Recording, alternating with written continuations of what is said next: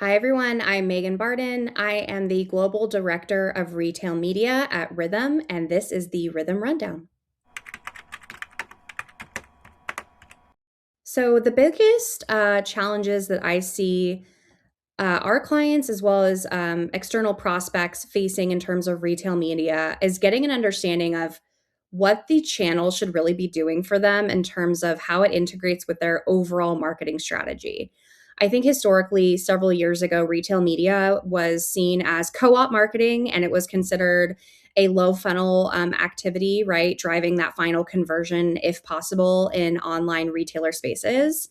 But now there's so many opportunities at any stage of the funnel, of top funnel to mid to lower. And so with that comes the opportunity to test and learn different strategies and then taking a look at where does that top funnel area in retail media integrate into the overall marketing strategy of the brand or the retailer and other areas of their marketing at a top funnel stage. So it starts to sort of compete for overall marketing spend because it does have more offerings, obviously, just only dedicated within a retailer environment.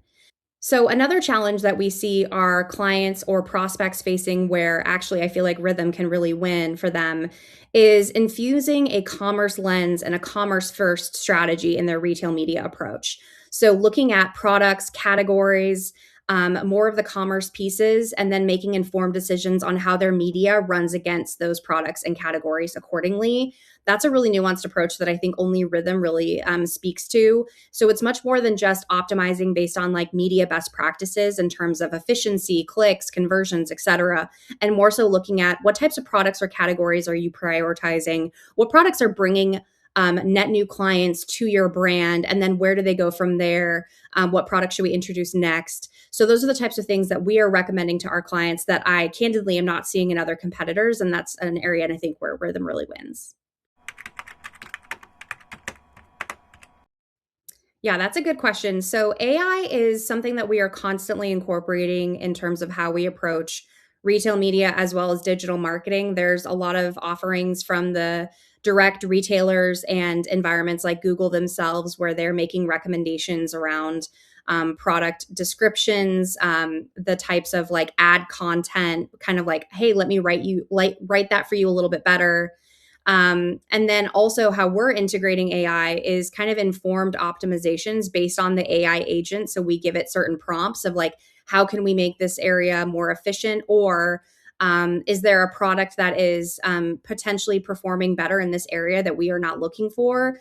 And the AI can make recommendations accordingly, like automatizations of pausing campaigns if we're seeing some sort of an inventory challenge, for example, or automatic pause based on certain performance thresholds that we're setting. So some of those kind of automations are AI led, and that's helping our team be more efficient and less hands on manual, and therefore rising up in terms of being able to free up time for more strategy and less of the day to day kind of like optimizing.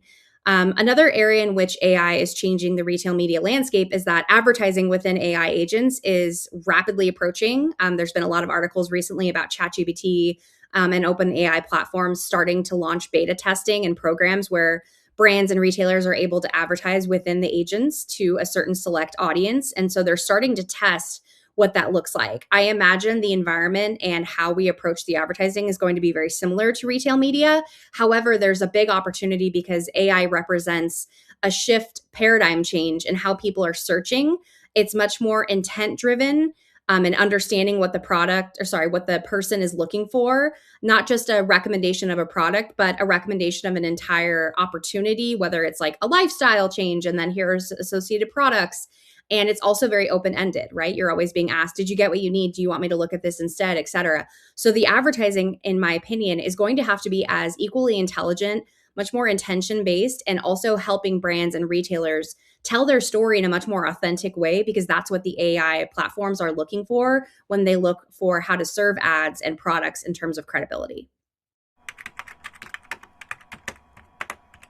I don't know if it's paying more attention to, but more so taking into consideration, like I was talking about earlier, the full funnel journey. Again, I think historically retail media was serving as a lower conversion activity and base set of ad types and tactics. But because there's more full funnel offerings now, Conversion or ROAS may not be the final metric or tactical point that the advertisers are looking for. They need to be looking at the consumer's entire journey. And so while, for example, DSP may be more of like an upper funnel activity and be reporting on both ROAS and impressions, and it may not be as efficient from a ROAS perspective, it's still serving a purpose because it's bringing new audience and new eyeballs into the funnel on behalf of that brand or retailer.